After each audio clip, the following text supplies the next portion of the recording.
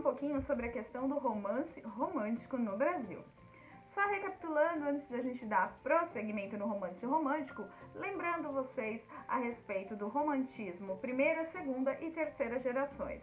Primeira geração, geração indianista e ufanista, né? Aquela que tentava fazer o papel do índio como nosso herói brasileiro. A segunda geração, aquela que tratava do mal do século, Álvares de Azevedo, com influências do Bairro. E a terceira, bem importante, falamos bastante a respeito de Castro Alves, Luiz Gama e Vitor Hugo, ok? Primeira coisa que vocês têm que entender é que romance romântico não é um pleonasmo, tá? Romance, na verdade, é tal da narrativa longa. Então, o romance, ele pode ter várias vertentes. Romance de amor, sim. Romance de ficção científica, romance de terror, né?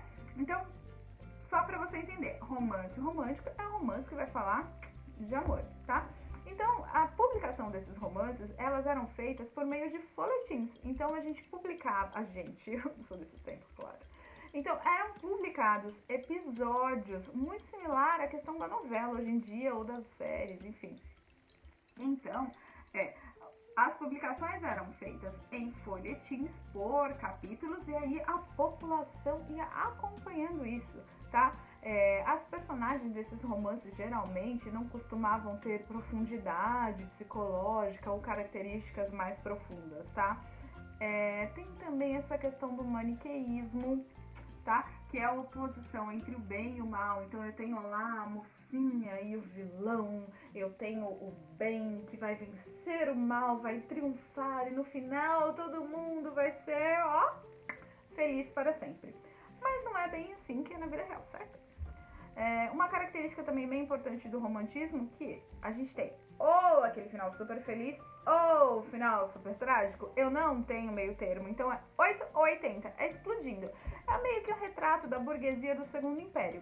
Por quê? A burguesia era quem consumia esses romances românticos porque as mocinhas suspiravam. Por que isso, gente? Por que as mocinhas eram o principal público leitor? Por quê? Lembra-se que nessa época a gente ainda tinha casamentos arranjados, então a felicidade das pessoas basicamente dava-se por meio do casamento. Então assim, minha vida pode ser terrível, mas se eu me casar bem, terei uma chance. Então era mais ou menos aí nesse pensamento que seguia a questão do romance romântico, tá bom? Então ao longo dos nossos estudos a gente vai observar alguns grandes nomes em relação aos romances românticos, tá?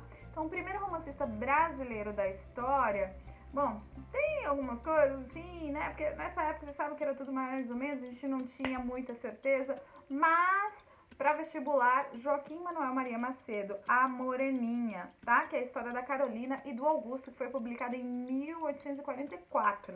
Temos também o Franklin Távora, que era um romance mais regionalista, né? Obras românticas que se passavam em determinadas regiões, no interior, na fazenda, que tem essa obra chamada O Cabeleira, que também é muito importante, lá da região norte, tá?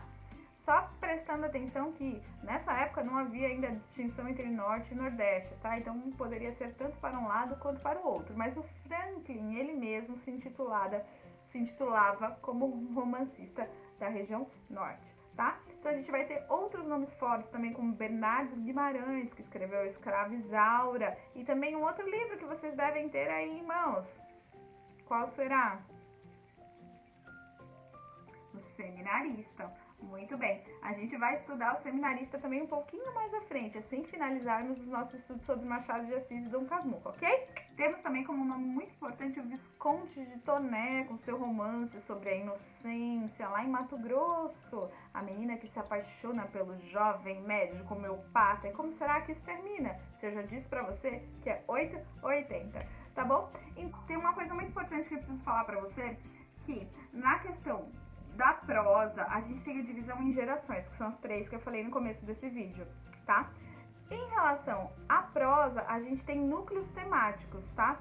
Então, a gente tem núcleos urbanos, núcleos regionalistas, núcleos históricos e núcleos indianistas. Tudo bem? Aí você me pergunta, mas por que não há essa divisão? Cara, simplesmente não há, tá? Só que vocês têm que saber o seguinte, que dentre esses núcleos, o autor mais importante que escreveu nos 4 é o tal do José de Alencar, tá? Que produziu simplesmente obras-primas que caem em todos os vestibulares. Indianistas e urbanos são os 2 núcleos que mais caem dentro do vestibular. Tudo bem? E são as vertentes também mais importantes do José de Alencar. A gente vai ver isso na próxima aula. Espero que vocês tenham gostado. Um grande beijo e bons estudos!